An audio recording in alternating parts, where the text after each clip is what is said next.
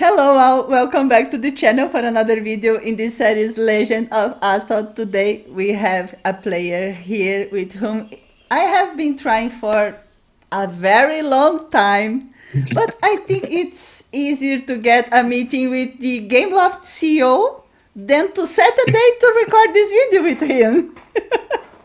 One of the That was best it. players that the Asphalt community has ever seen and who needs no introduction. I'm talking about none other than Filter Flash. Welcome. Hey, thanks for having me, and thanks for being so patient, waiting so long. I'm really happy. Thanks for having me, really, for the interview, and I'm really happy. I'm also looking forward to see how the interview will go. There is some very interesting questions that I will try to answer everything in detail, and yeah, let's see how it goes. Let's see. Well, and let's start with the question that I do to all my guests. Could you tell us a little about how your story in Asphalt franchise began? So it's very interesting. It started in August 21st, 2018. So that's like around 6 years ago. A friend of mine, a close friend of mine, showed me the game in the App Store, and he said, "Hey, look at this cool racing game. Try it out." I was like, "Okay, looks interesting." So I downloaded the game and I tested it. And the thing is that the friend showed me the game in touch drive at the start. So hey, you could turn on the touch drive and it's so easy and you just swipe. And yeah, I didn't even have any idea how the game works back then. So I was like, oh, okay, this looks nice. So it looks very easy, it looks very interesting. The graphics, everything was so real.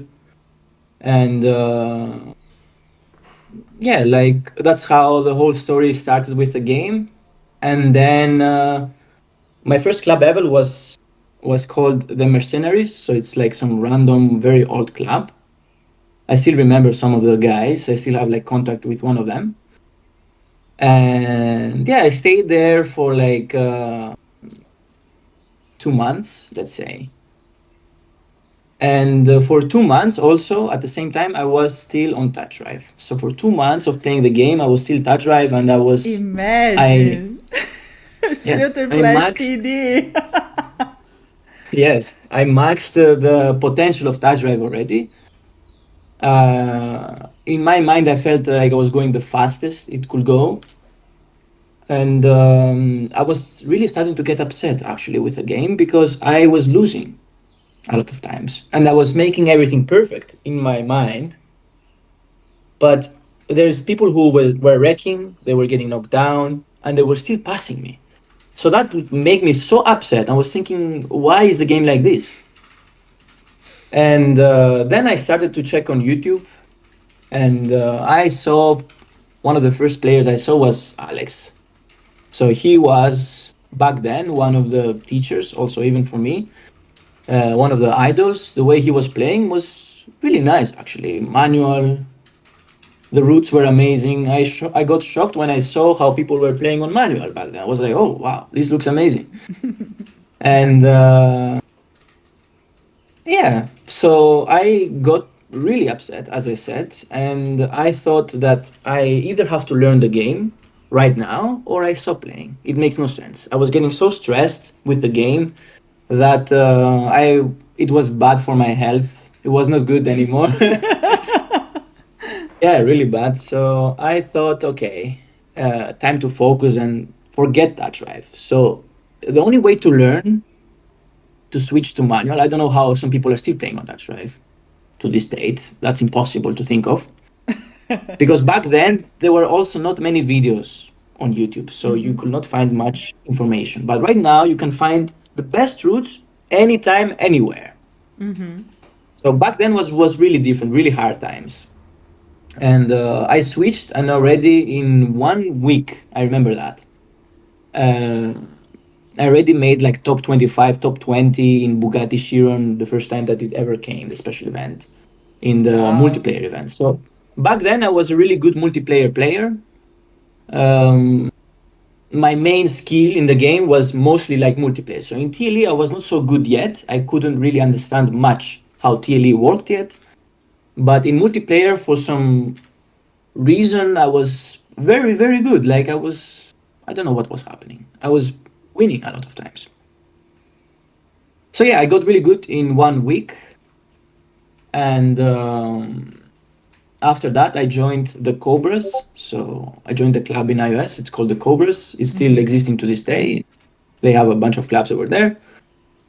I stayed with them for from November 20, something like that, to yeah, from December, somewhere around that until February or March. That's when I was getting even better in the game, and I was looking at the best players in the game. So who was the best ever player to walk to play the game? And that for me was Saitokin. So Saitokin was a Korean player Uh-huh. who, even to this day, I'm still shocked of how out of the box this player was thinking. And the way the routes that he had were so smart because there was no videos, nothing. So he created the routes. And in every special event back then, in the past, it was very interesting actually. They have to do it even now. The top 10 players, the top 10 clubs will get this exclusive decal of the car. So there was Bugatti Chiron exclusive decal, which right Uh-huh. now is available to everyone. Koenigsegg, Regera, Lamborghini Huracan, Lamborghini Desert Milenio, Battista, and so on. So in every special event like that, with the TLE, the last stage, Cytokine was making top one in the world, and not only top one in iOS, which were of course separate platforms, top one in all platforms. And that I always looked at the leaderboard, and it was very interesting to check the best players in the game back then. Saitokin, Hui-kun, a Japanese player, Moonwalker. Um, there's so many players in the past that were amazing. You know, they were like idols for everyone. And yeah, that was the time where I decided if I want to improve to the next step, I need to join the best club with the best players. So back then there was Phantom, which had Cytokine and all of the best players, really, really good players. There was also Chanel.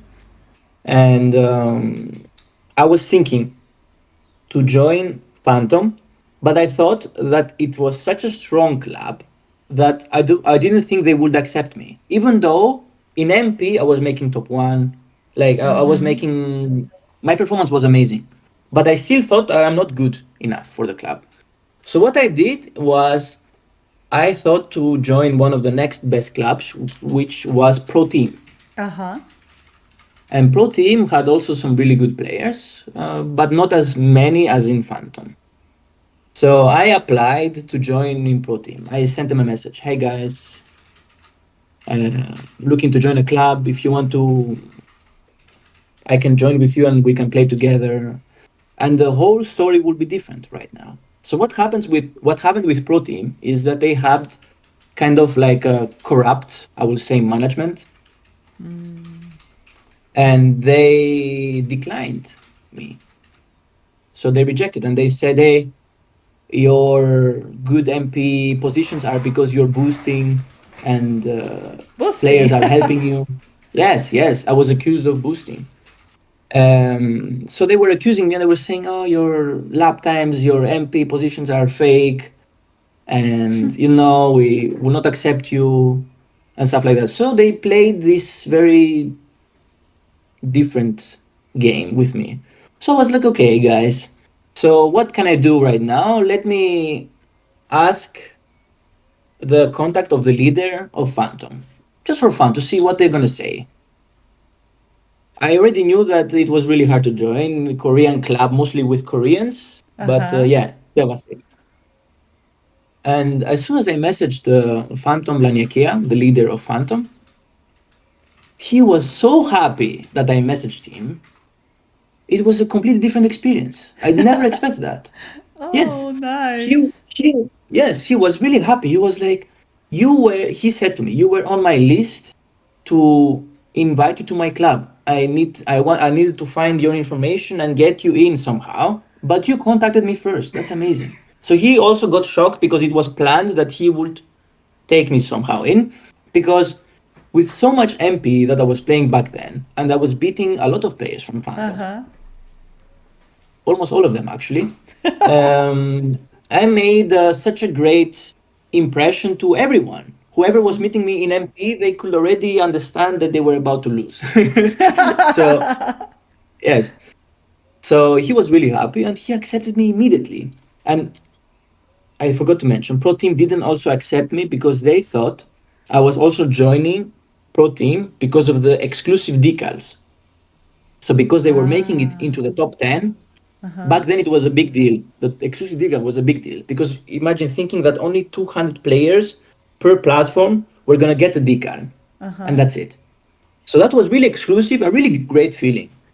And they thought that I applied also to get the decal and in some kind of dirty way. But for me, all I wanted is to just join a better club.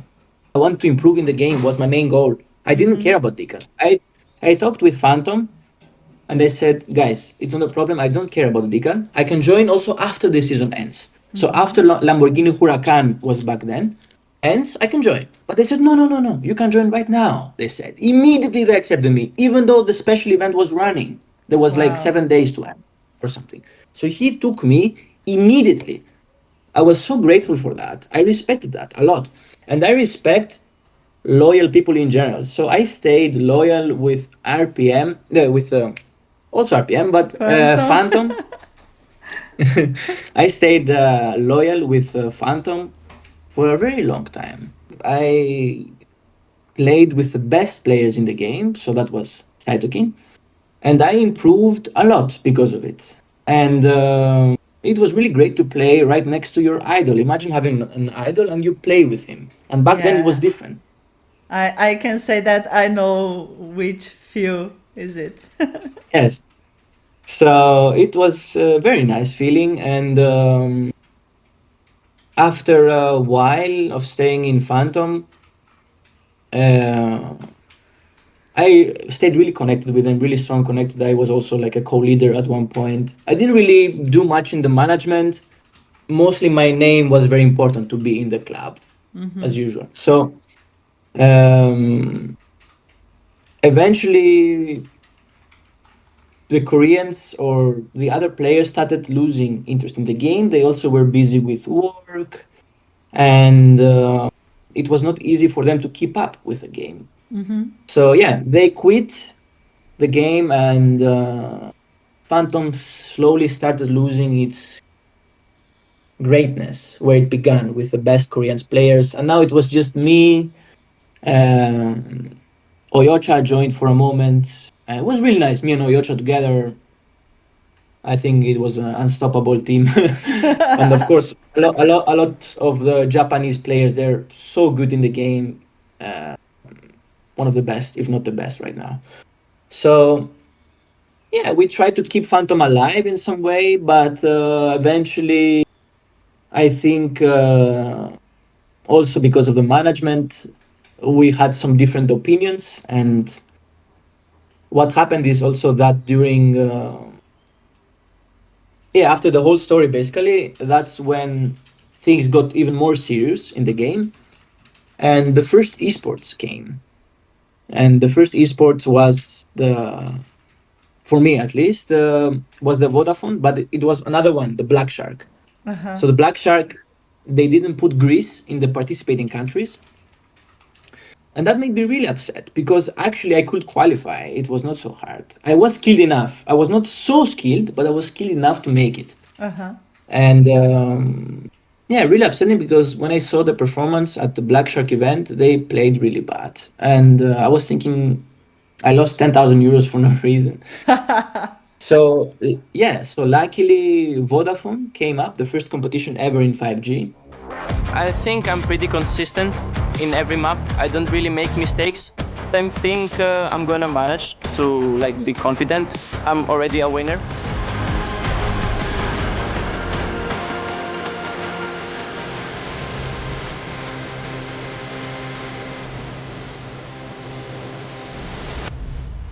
It was really interesting how they organized it. There were some offline qualifiers, there were some online qualifiers. So what happened? Let's say the offline. What is an offline qualifier? Somewhere in Brazil, they say, come at this shop.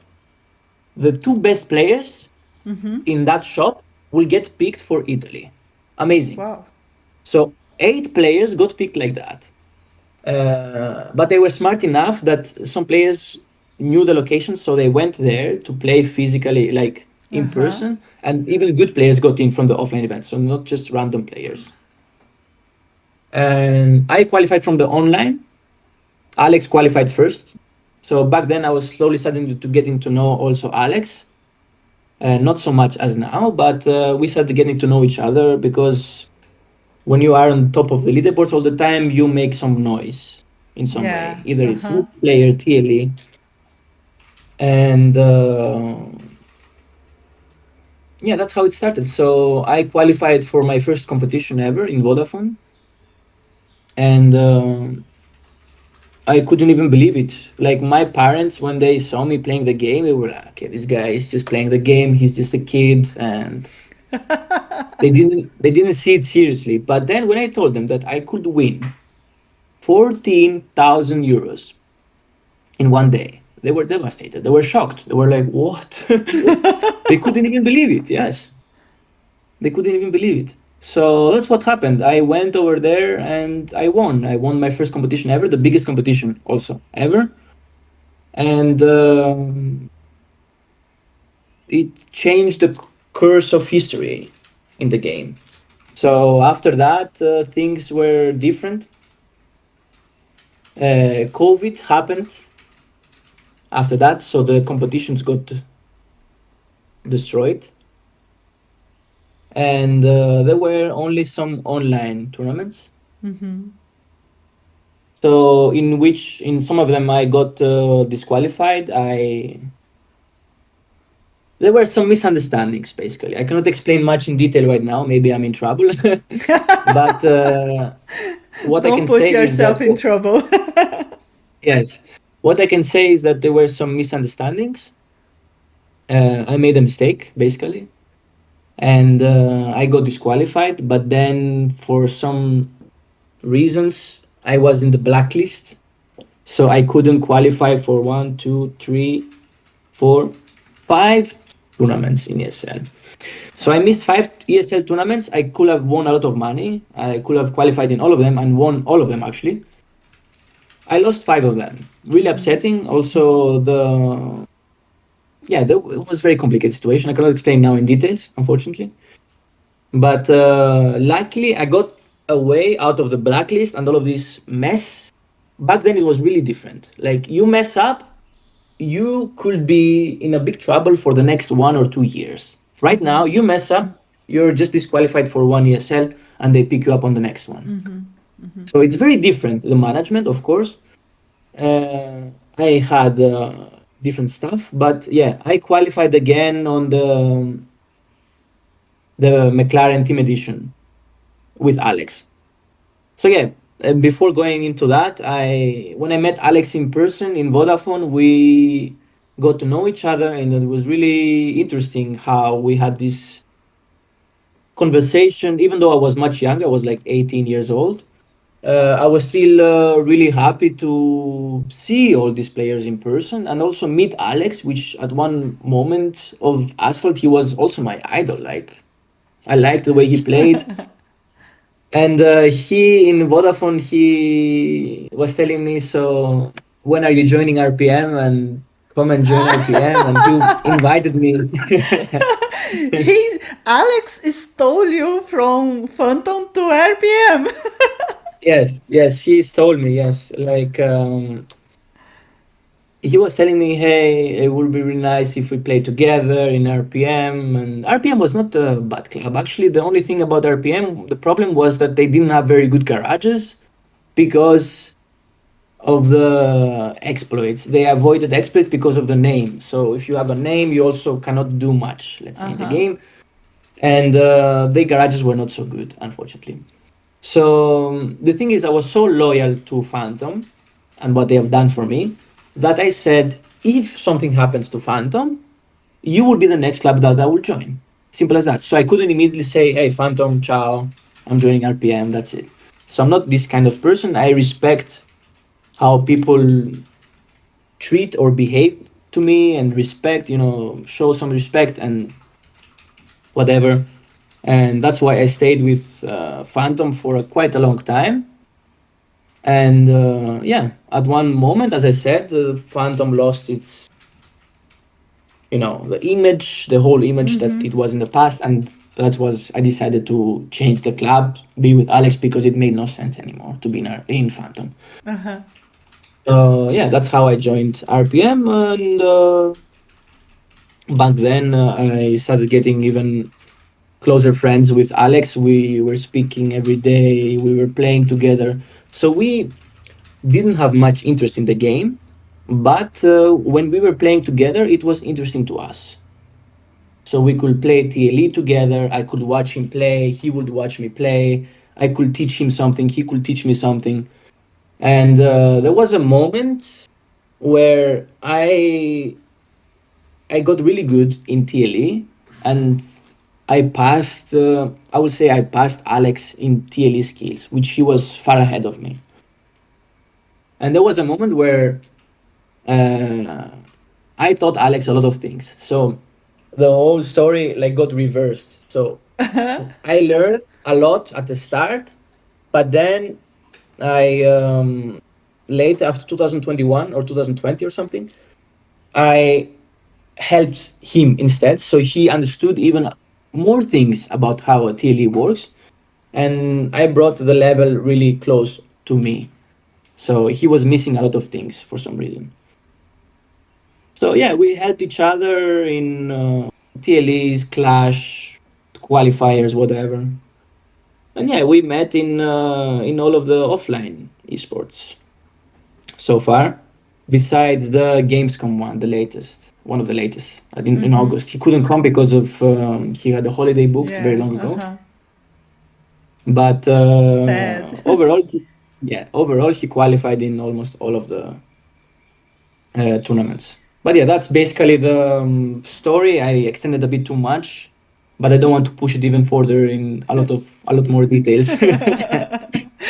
But yeah, Well, and talking about tournaments, you are the greatest champion among all the players in this franchise, I believe. And over the years, you have participated in several tournaments. And if we were talking about each of them, this interview will become a movie, right? yes, yes. So, to resume, could you tell us what, in your opinion, were the best and the worst moment that you have experienced in these kind of competitions? Interesting question because yes, you're right. I have right now the most championships in the game and the most valuable championships. A championship is still a championship, but depends also. For example, in Snapdragon, there are region based. So, for example, some regions they don't have many good players. For example, North America, you see Elite Joe. Do you see you go to Latam, you see just Hyper. So you don't see much competition. You see some, but not as much as in Europe. And yeah, I in November 15th or something like that, or 18th, sorry, I got my 10th official championship, even though I have 11, but 10, I would say 10. Okay. And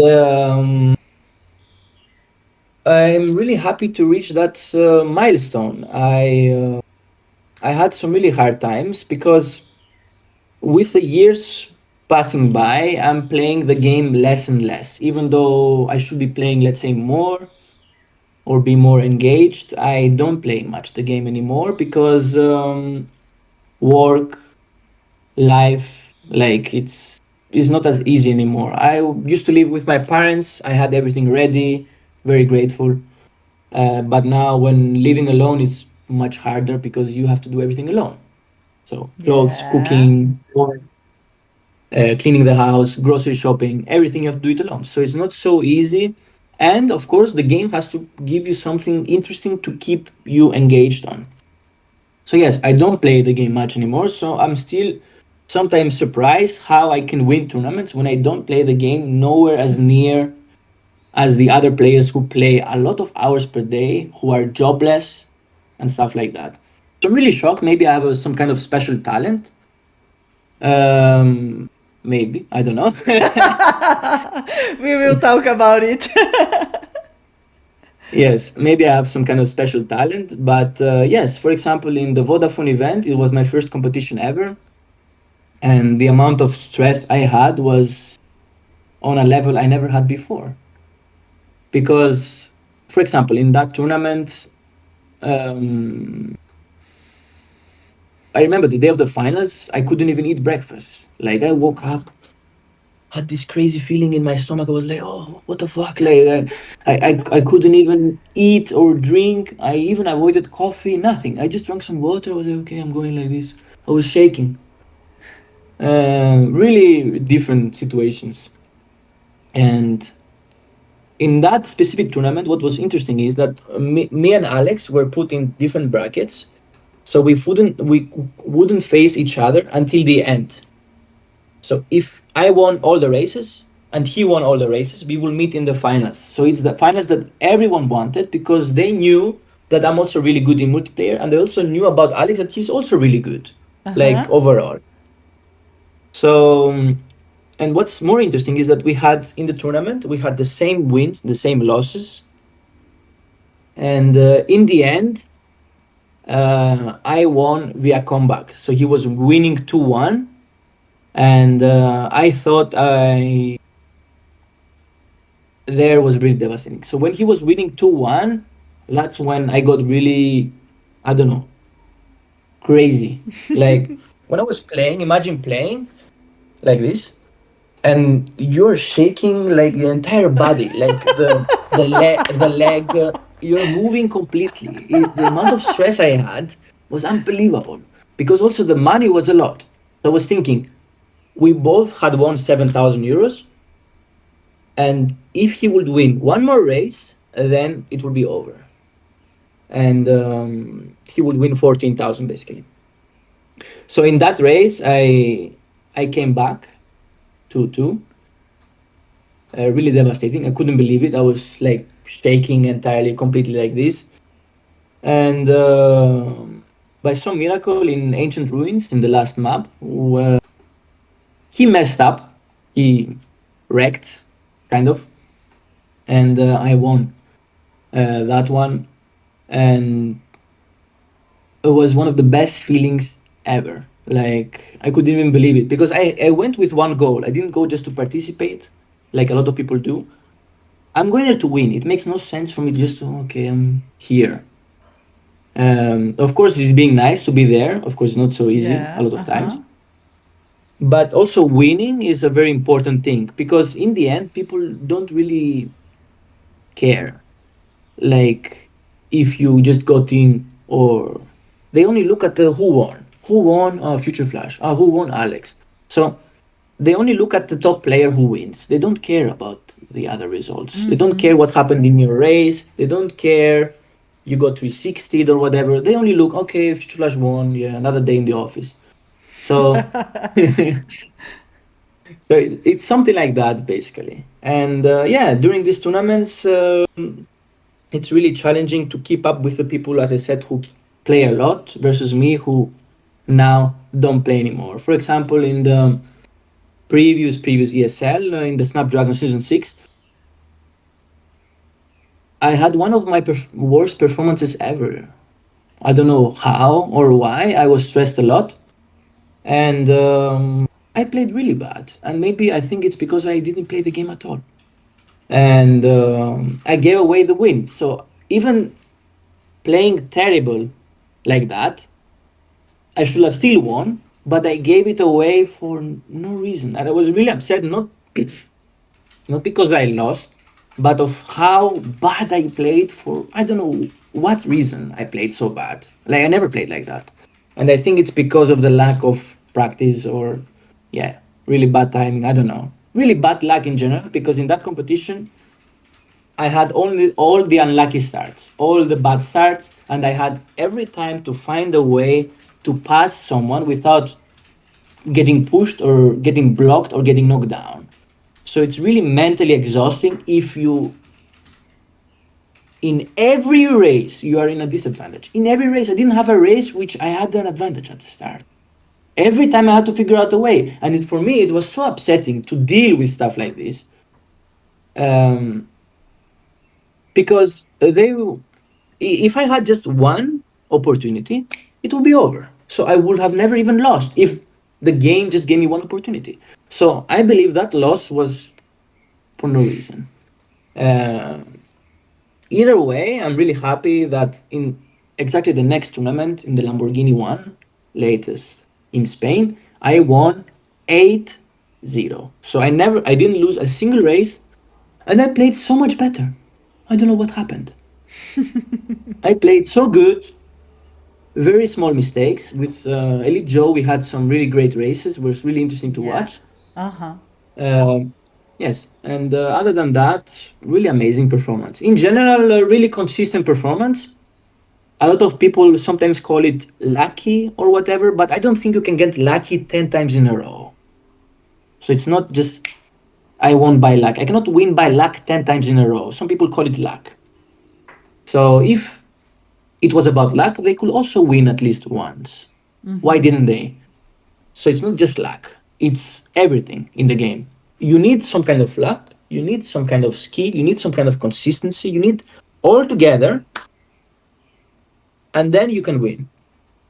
If you have two things and you don't have luck, you can lose because you just had all the bad honey positions, you were getting blocked because of the other players were making mistakes, and you don't have many opportunities to pass people. What's even more upsetting is that some people, for example, in the latest tournament, they call me dirty. I never play dirty, but sometimes there is no other way to pass someone. So people need to understand that when you race, we are not in a ghost multiplayer season. And sometimes the only way to pass someone is to push them. There is no other way. If you look on the chessboard and you see how can I pass someone, in a lot of occasions, there is no other way other than pushing in some inside line to get ahead or having to knock down someone or whatever. Sometimes there is no other way. You cannot just pass in a clean way Yeah. without losing a lot of lap time, without getting blocked, without getting knocked down. Something will happen. So, for all the viewers, before calling anyone dirty, not just me, anyone, think about what could someone do when they are behind in every race. They have very bad luck and they have to pass somehow without getting knocked down, without getting blocked, without getting all of these things rammed.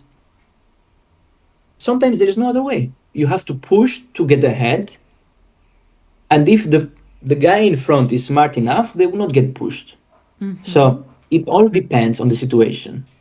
And a dirty play, what I will call a very dirty play, which is still part of the game, is that if you are right next to each other and someone randomly 360s, then I can understand that that's really a dirty play because it was not necessary to pass Yeah. someone. Uh-huh. Agree. But when you talk about money and ESL championship, and maybe you are about to lose your 10th streak, maybe you have to do the 360.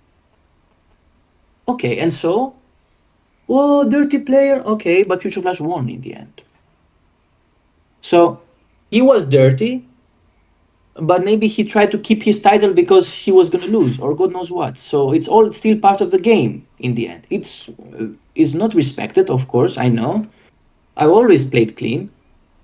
I don't encourage anyone to play 360 like that because then I get upset and I also play dirty. But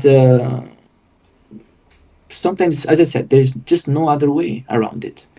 Talking Put yourself about in the driver perspective. That's it. talking about dirty stories, I know we was talking in off cameras about some dirty stories in these tournaments. People that Yes. was trying to how can I say, be in your way during the current the races on the Yes. tournaments. Yeah, really crazy stuff has happened. And for example, I could call the most important or the most major one was when I was in the Barcelona last year in the Porsche Alpha Series against the final with Alex. So we've been in a lot of finals together.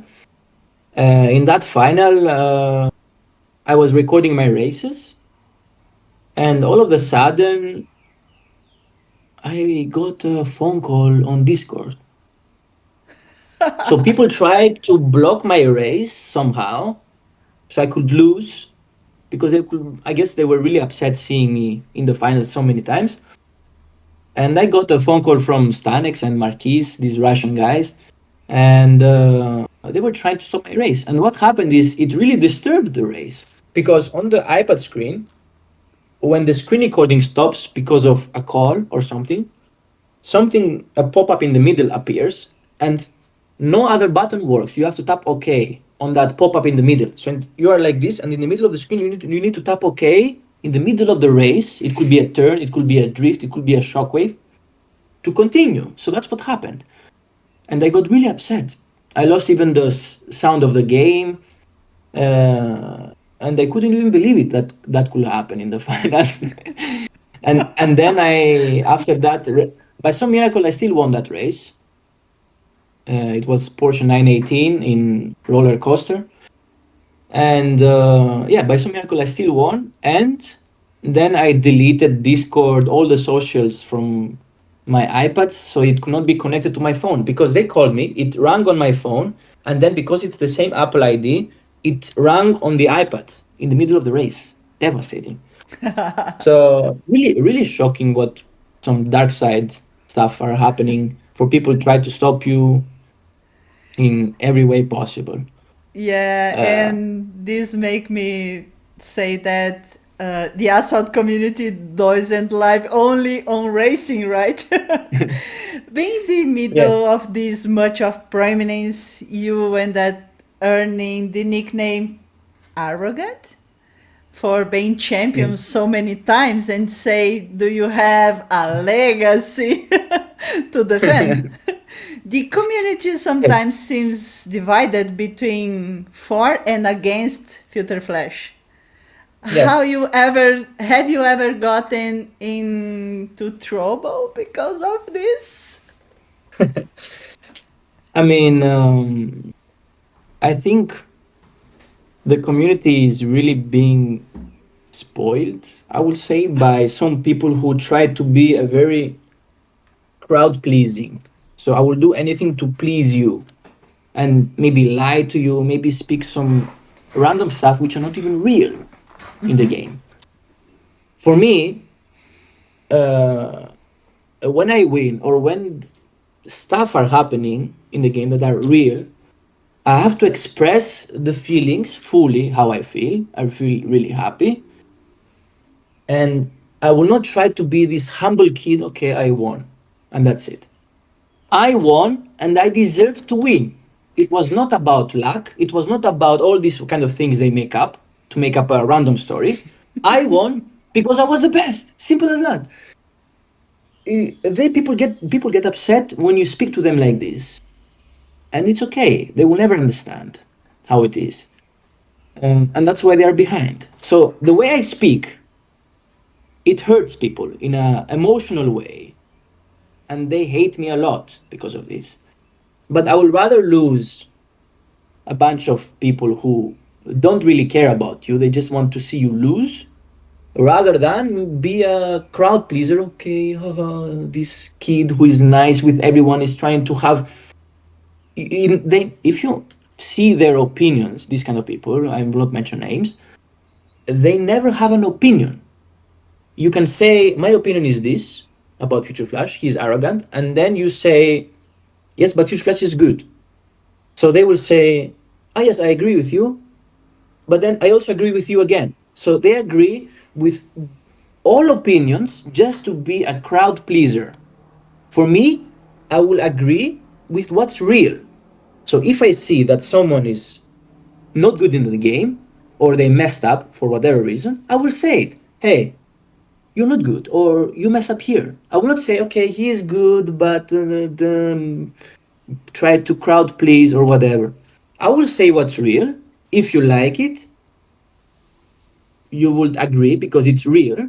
If you don't like it, you will still hate me and call me arrogant and you will want to see me lose. And I'm winning every time to shut some mouths like that.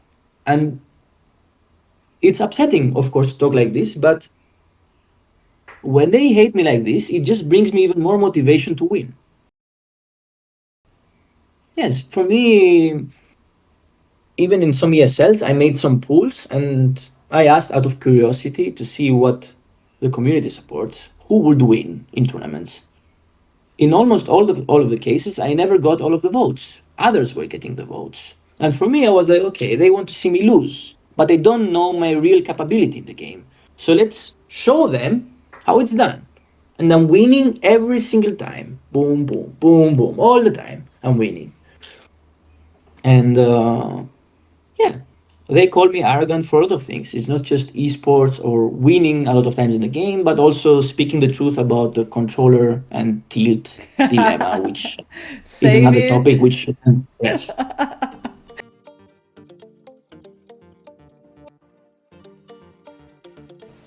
when you look in the TLE event, there is so many details that you can check in a map. So it's about changing the entire metrics, the entire course of the event, and that's what was happening in the past with cytokine. You need to take risks. I've been warning everyone for long before Aspa Legends Unite. Then you know that it's up to you that you messed up, that you were not good enough. Playing with controller is really, really the best way. Maybe it will hurt some people the way I will say it, but Windows was irrelevant. Will you try controller?